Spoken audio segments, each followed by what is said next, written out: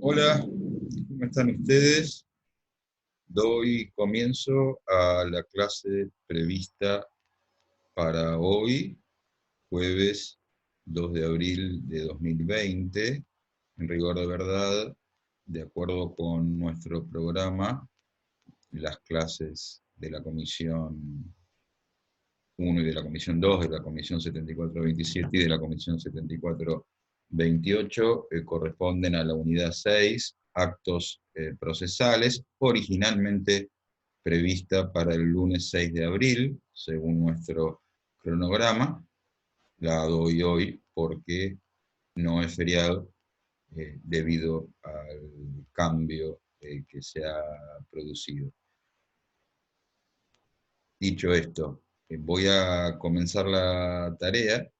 Vamos, como ya estamos transitando o comenzando a transitar el proceso, ya conocen ustedes quiénes son los intervinientes procesales, las partes, el actor, el demandado, el juez, el secretario, el prosecretario, otros intervinientes eventuales. Todos van a participar del proceso, cuya definición ya hemos presentado. Y en ese contexto, cada uno de ellos realizará actos procesales. ¿Cuáles son esos actos procesales? Lo iremos presentando en la clase de hoy. Y antes de analizarlos uno por uno, voy a darles un sencillo concepto de actos procesales. ¿De qué se trata? Se trata de actos jurídicos que se insertan en un sistema de solución de conflictos. Y específicamente, el sistema al que nos vamos a referir de aquí hasta el final del curso es aquel que se desarrolla ante los jueces para resolver conflictos de manera heterocompositiva. Lo que vamos a ir estudiando no es aquello que se desarrolla ante los árbitros en otro sistema de heterocomposición, aunque tiene una serie de características en común, pero el sistema de solución de conflictos que estamos abordando es aquel jurisdiccional o de naturaleza jurisdiccional. Siempre es útil desarrollar clasificaciones para el estudio de un tema. En rigor de verdad, las clasificaciones no tienen un valor en sí mismo, no son buenas o malas, sirven o no sirven. Y la idea es, con fines didácticos, que podamos hoy presentar estos dos criterios de clasificación de los actos procesales que ustedes ven en la pantalla. El primero, ¿quién ha realizado o quién realiza el acto en cuestión? Los principales actos procesales que vamos a analizar en el curso son aquellos que provienen del órgano jurisdiccional, el juez, pero también el secretario o el prosecretario del juzgado, o bien de las partes con la intervención de sus abogados. Y además, algunos otros intervinientes procesales. En este punto, quiero afinar con ustedes conceptos y terminología, dar algún ejemplo que será profundizado en el desarrollo de esta clase. Y el punto es, ¿cómo se llaman los principales actos que desarrolla un juez? En términos generales, se llaman resoluciones judiciales y tienen una regulación específica a partir del artículo 160 de nuestro Código Procesal Civil y Comercial de la Nación. Hay que aclarar que esos actos van a provenir del juez, el juez de primera instancia, o de los jueces, la Cámara de Apelaciones, o la Corte Suprema de Justicia de la Nación. Entre las resoluciones judiciales encontramos las sentencias definitivas. Pero también mencioné al secretario o al prosecretario que hemos visto en la clase pasada dentro del grupo de auxiliares del órgano jurisdiccional, funcionarios, pueden ser llamados también. ¿Por qué? Porque esas personas también están habilitadas a dictar resoluciones judiciales, las de menor jerarquía, las de menor importancia, pero pueden hacerlo, ver artículos 38, 38 bis, 38 ter, 117 de nuestro código. ¿Cuál es el verbo? Si yo tengo que definir la principal actividad de los jueces, ¿qué hacen los jueces? Los jueces deciden. En cambio, las partes, a través de sus abogados o con la asistencia de sus abogados, ¿cómo nos expresamos? El juez se expresa a través de resoluciones o resoluciones judiciales. ¿Y las partes, cómo lo hacemos? Las partes lo hacemos a través de escritos. Ese es el nombre de la pieza procesal que sirve para que las partes se manifiesten, se expresen en el proceso, hoy en día, aunque esto tiende a cambiar. Pero por ahora decimos los escritos como principal forma de exteriorización de los actos procesales provenientes de las partes del proceso. ¿Y el verbo? ¿Qué hacemos las partes en el proceso? ¿Decidimos? No. Las partes solicitamos, peticionamos, requerimos. Muy bien.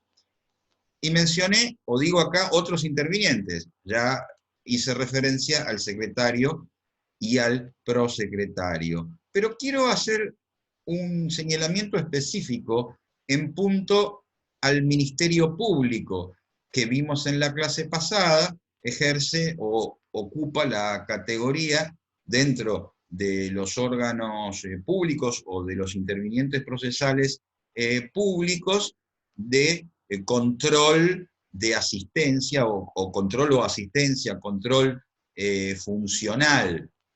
Ubicamos al Ministerio Público, dentro del Ministerio Público hemos mencionado al defensor de menores incapaces y hemos mencionado también al fiscal. Y aquí el punto es, fíjense ustedes, porque quiero, decía, precisar terminología y quiero con ustedes revisar cómo se expresan los medios y si los medios se expresan de manera correcta. ¿Es correcto decir que el fiscal resuelve, es decir, decide a favor de un DNU, esto es de hace unos meses, como ven, parece mucho tiempo, mucho más tiempo que el que ha pasado, pero es de noviembre del 2019 esta noticia, el fiscal resuelve a favor del DNU de reperfilamiento? ¿Es correcto este título? No. Los fiscales opinan, los fiscales dictaminan, y en general esos dictámenes no son de seguimiento obligatorio para los jueces. Son, entre comillas, asesores de los jueces. Debe ser requerida la opinión en muchos temas, como habíamos visto. Los fiscales respecto al tema de competencia, el defensor de menores incapaces respecto de todos aquellos temas en que esté involucrado el menor, según la ley 24946 o según el artículo 103 del Código Civil y Comercial, para ambos ejemplos. Muchas veces en los medios se alude a que los fiscales resuelven o toman decisiones. Sin embargo, cuando entramos a la noticia, fíjense, nada más que en esta primera parte, se ve que el fiscal emitió un dictamen. En el contenido de la noticia hay una precisión, pero el título es equivocado. Así que los fiscales dictaminan, los fiscales opinan. Muy bien. Seguimos adelante. Vamos al otro criterio. El criterio de ubicación en el proceso busca que ustedes refresquen la noción que vimos hace un par de clases de etapas procesales, porque los actos procesales corresponden a cada una de las etapas procesales que vimos. Los actos de iniciación, estudiaremos la demanda, estudiaremos la contestación de la demanda, corresponden a la primera etapa, la etapa constitutiva o introductiva o de postulación. Los actos de instrucción o de prueba, los voy a tratar conjuntamente, corresponden a la segunda etapa procesal, la etapa probatoria. Por ejemplo, la declaración de un testigo, por ejemplo, la presentación de un dictamen pericial. Los actos de conclusión corresponden a la tercera etapa, la etapa conclusional o decisoria, cuyo acto central y relevante se produce cuando el magistrado dicta la sentencia definitiva de primera instancia. Los actos procesales de impugnación corresponden a la etapa impugnativa o recursiva. Piensen ustedes, como estudiaremos, en el recurso de apelación que deduce una parte contra una sentencia definitiva de primera instancia porque la considera errónea, y entonces intervendrá la Cámara de Apelaciones. Luego, los actos que llamamos aquí de ejecutividad corresponden a la quinta y última etapa procesal, la etapa de ejecución procesal forzada.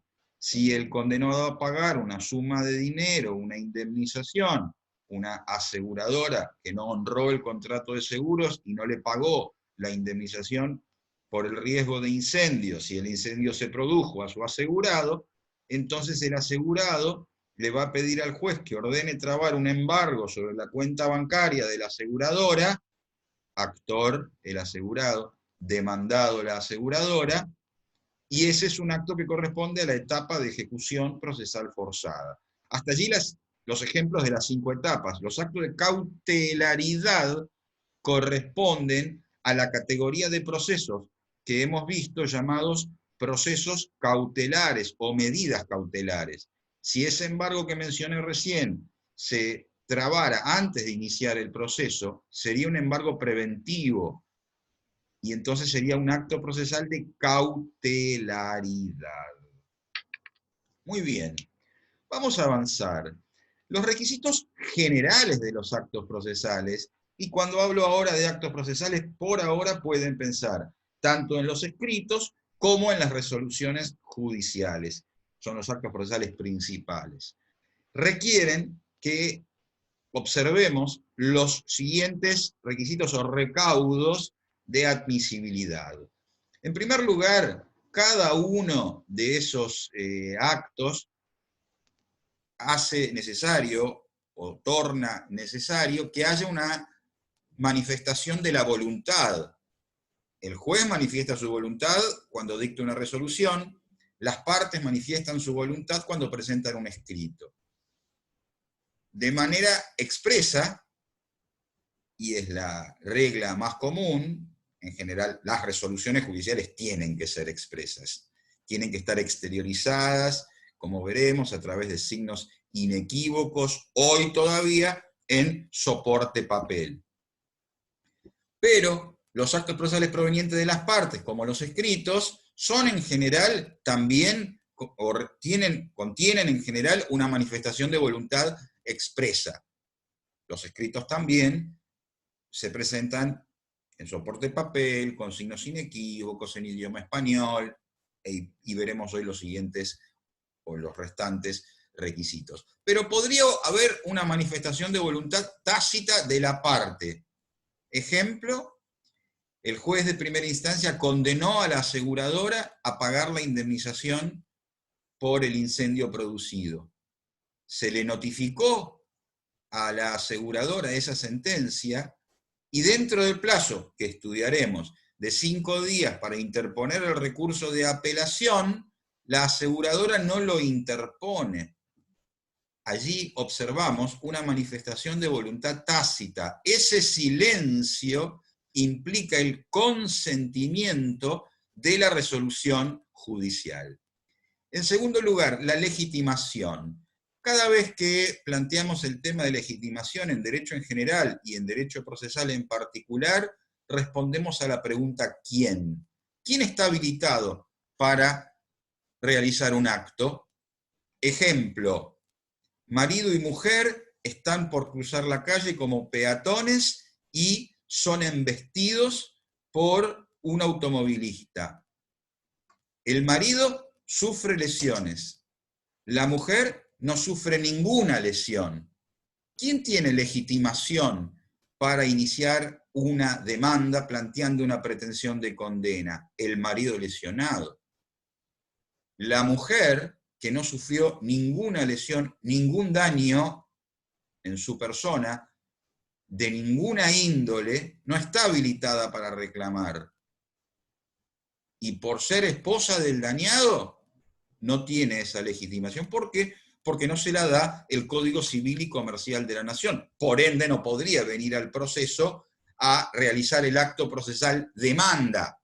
O si viniera, llegado el momento, sería desestimada su planteo por falta de legitimación, en este punto falta de legitimación sustancial.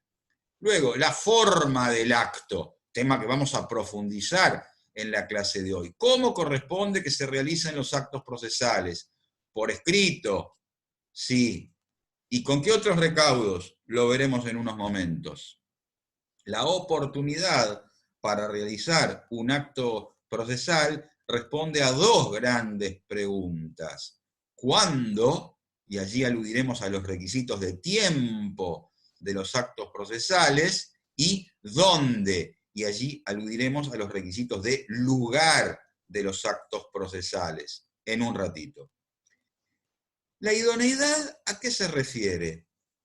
Decimos en esta pantalla, requisito que hace a la eficacia del acto por ser útil al fin perseguido.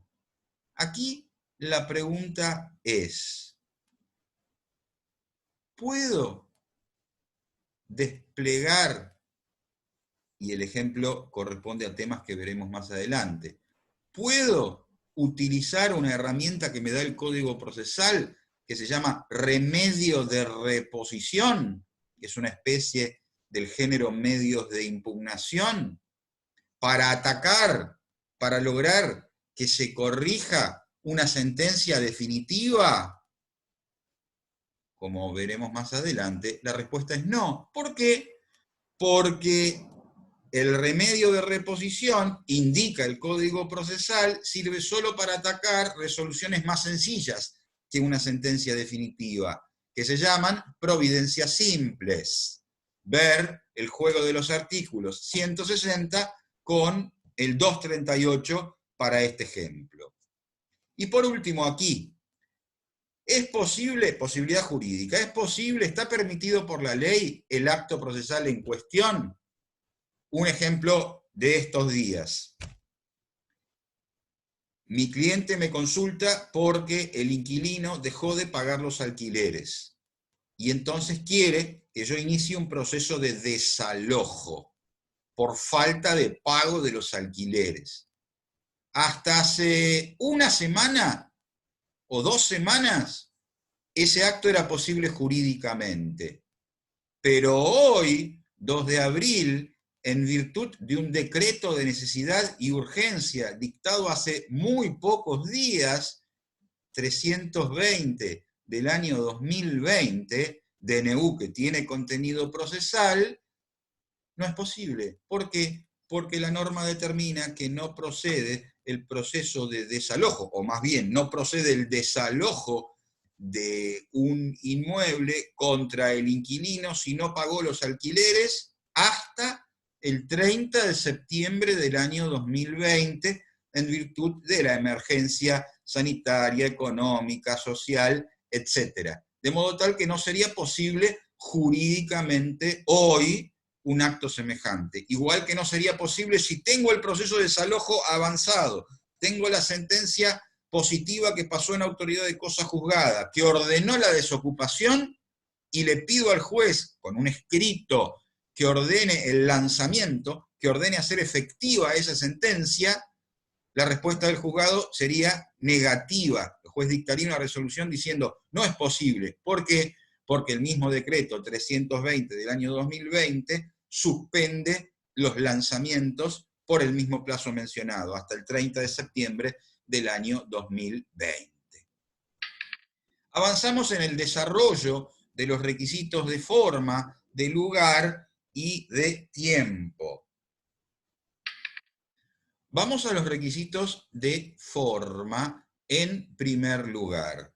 Me voy a referir en general a los escritos, modo en que se expresan las partes en el proceso, y a las resoluciones judiciales, modo en que se expresan los jueces en el proceso.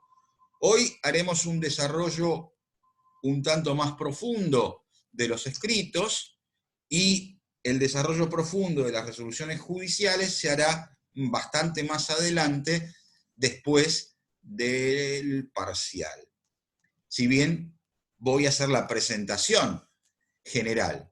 Entonces, requisitos que comparten ambos actos procesales. Y tomo aquí el código procesal, vean ustedes dicha norma a partir del artículo 100, o en especial el artículo 115, el artículo 118 y concordantes, vean ustedes el reglamento para la justicia nacional, vean ustedes el artículo 120 del código procesal, el reglamento a partir del artículo 46, entre otras normas que iremos analizando. Entonces, los actos procesales corresponden como regla que sean realizados por escrito, salvo las audiencias que se desarrollan conforme al sistema o regla de la oralidad actuada, que explicaré en la segunda parte de la clase de hoy. En idioma nacional, con tinta negra. Requisitos generales. Luego, ambos, escritos y resoluciones judiciales, deben terminar con la firma manuscrita, la firma hológrafa. Y aquí empezamos a separarnos entre escritos y resoluciones judiciales. Las resoluciones judiciales, ¿quién las tiene que firmar? Como dijimos al principio de la clase de hoy, el juez, o el secretario, o el prosecretario. Veamos. Aquí les presento una resolución judicial.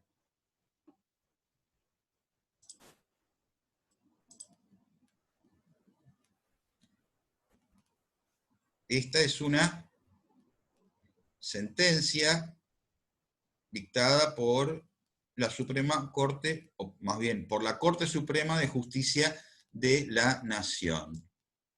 Y al final observamos la firma de los jueces que la suscriben: Lorenzetti, Maqueda y Hayton de Nolasco.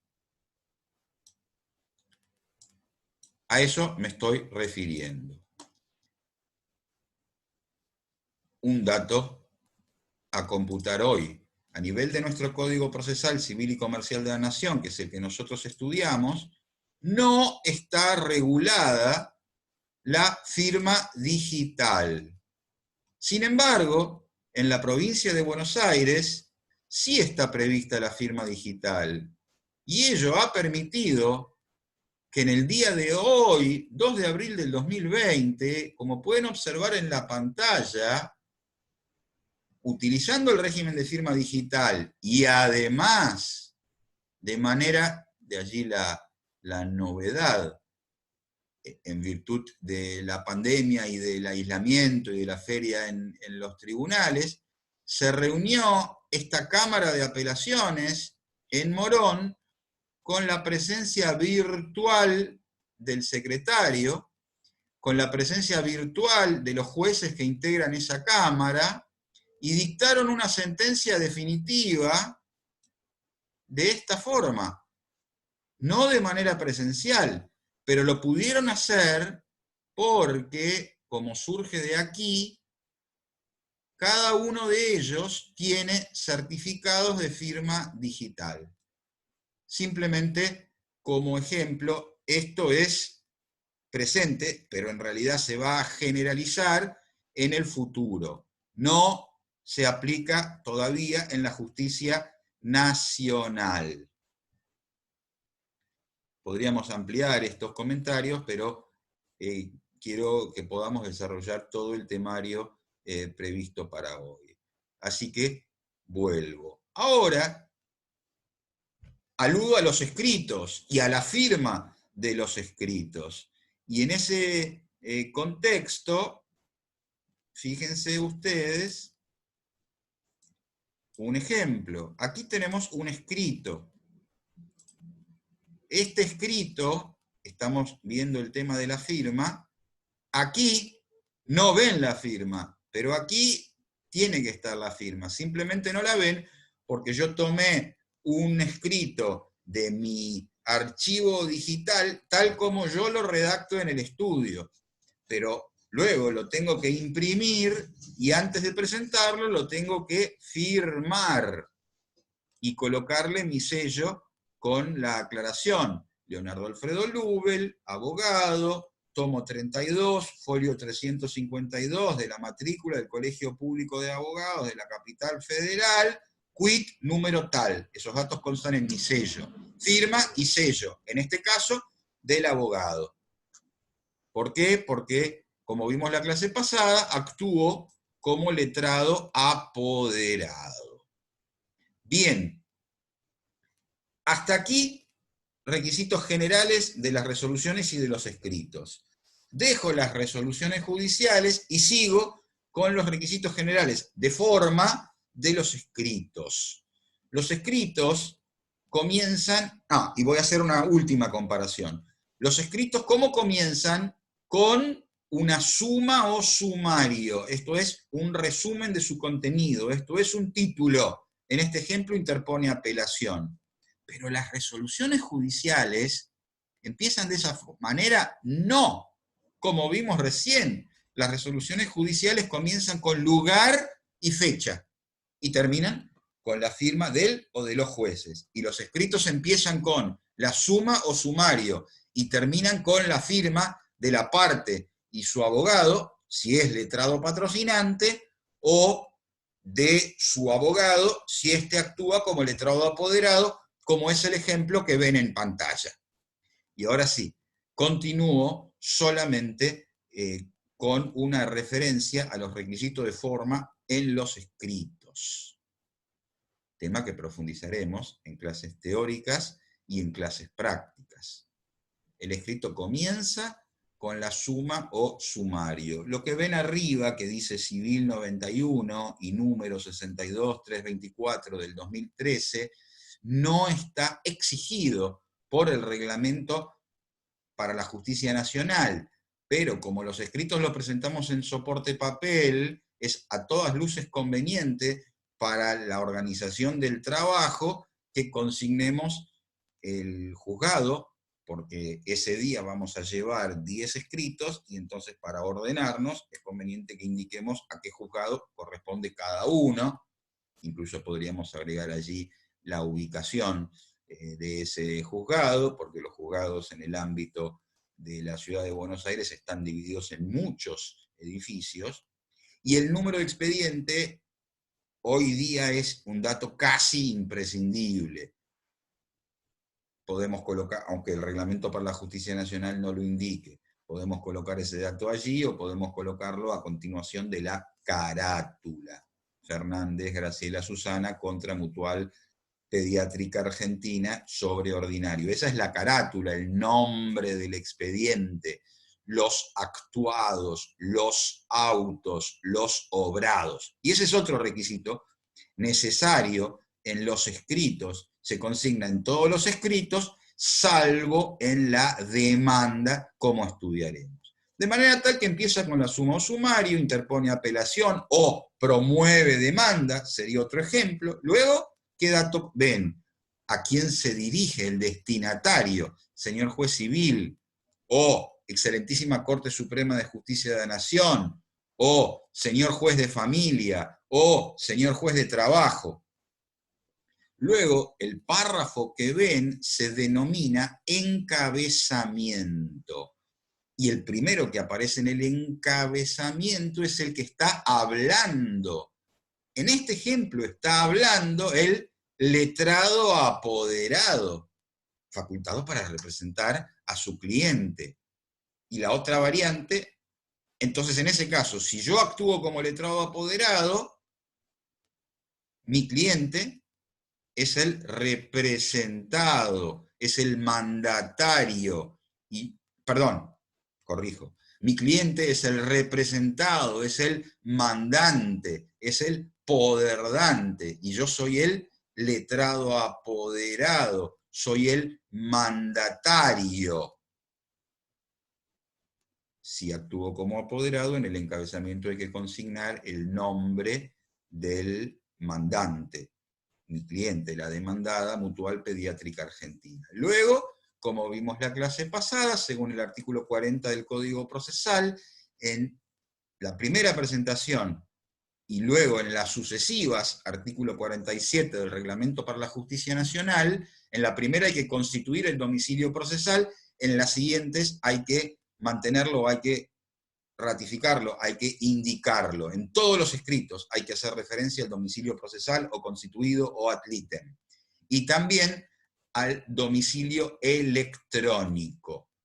Luego vienen los autos. Y así termina, palabras más, palabras menos, el encabezamiento. Si mi cliente actuara por derecho propio, fuera una persona humana que actúa por derecho propio, aparecería al principio. Si mi cliente fuera Fernández Graciela, y ella litigara por derecho propio, este capítulo empezaría diciendo: Graciela Susana Fernández, por derecho propio, y a este encabezamiento habría que agregar, con el patrocinio letrado del doctor Leonardo Alfredo Lubel. Constarían allí los datos de la persona que litiga por derecho propio y los de su letrado patrocinante. Luego de a vuestra señoría digo, viene el contenido del escrito, el cuerpo del escrito.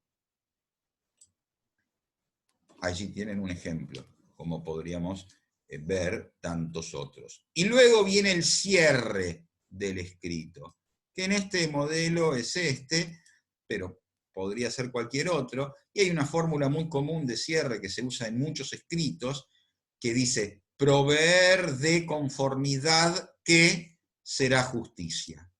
Esta es la forma costumbrista que tenemos de terminar los escritos. Y luego, como ya quedó dicho, viene la firma, cuando vamos a presentar ese escrito.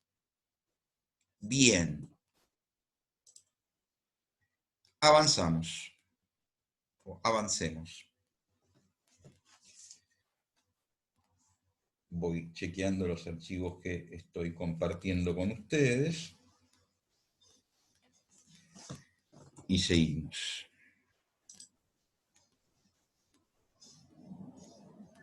Vamos ahora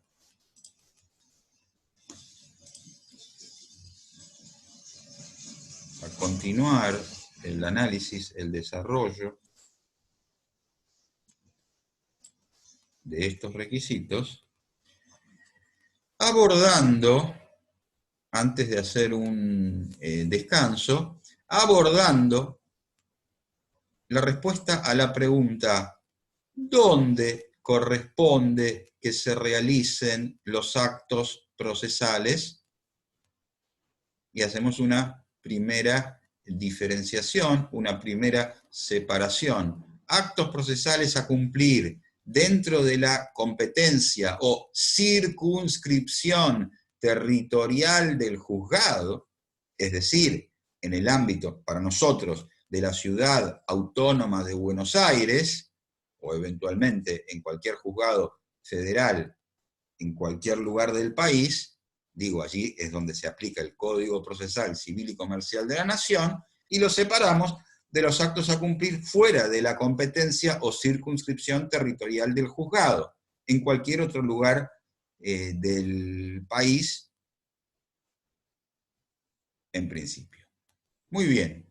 ¿De qué actos procesales estoy hablando? De cualquiera.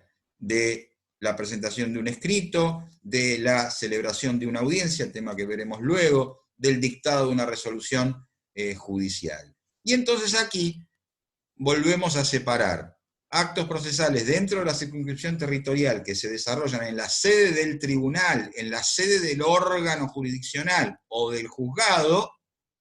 Muchos, permanentemente realizamos actos de este tipo, o bien dentro de la circunscripción o circuito del juzgado, pero fuera de su ámbito físico, fuera de la sede del tribunal. Ejemplos. Para actos procesales que se realizan en la sede del tribunal, en la sede del juzgado, diremos, el más común, presentación de los escritos. Los escritos se presentan en la mesa de entradas del juzgado, los recibe un empleado de la mesa de entradas del juzgado, y sin perjuicio de otros detalles que veremos hoy más tarde, se incorporan al expediente. Este acto se realiza decenas de veces por día en cada uno de los juzgados. Otro ejemplo, el juez dicta una resolución judicial. ¿Dónde? En la sede del juzgado. Antes vimos una sentencia de la Corte Suprema de Justicia de la Nación que comenzaba en Buenos Aires o en la ciudad de Buenos Aires, y se indicaba la fecha del dictado de esa resolución judicial. Segundo ejemplo. Tercer ejemplo, corresponde que declare un testigo. Como regla, los testigos declaran en una audiencia, y esa audiencia se desarrolla en la sede del juzgado. Entonces allí tienen 3 ejemplos. Siguiente situación o ejemplo a desarrollar. Actos procesales en el circuito del juzgado, pero fuera de la sede del tribunal. Primer ejemplo, en la clase de intervinientes procesales vimos que cuando corresponde, por ejemplo, notificar que a la aseguradora el asegurado le promovió una demanda en su contra, la aseguradora se tiene que enterar, porque tiene que tener la posibilidad de defenderse, garantía de inviolabilidad de la defensa en juicio, luego principio de contradicción. ¿Y cómo se entera? Aparece el interviniente procesal oficial notificador, y el oficial notificador se encargará de llevar una cédula en soporte papel, tema de la clase que viene, al domicilio legal de la sociedad anónima aseguradora, Caledonia Sociedad Anónima de Seguros. Lo realiza el oficial notificador, fuera de la sede del juzgado, en el domicilio de la aseguradora, en el ámbito de la ciudad de Buenos Aires. Entonces, la notificación, el diligenciamiento de una cédula, es un acto procesal que se desarrolla fuera del juzgado. Y si está en el ámbito de la ciudad de Buenos Aires, califica o se ubica en esta categoría. Luego, si un testigo estuviera enfermo y se acredita esa enfermedad, existe la posibilidad de desarrollar la audiencia, ya no en el juzgado, sino en el domicilio del testigo, lo que no es frecuente en el ámbito de aplicación de nuestro Código Procesal. Diría infrecuente, casi, o muy difícil de ver, pero sería un ejemplo.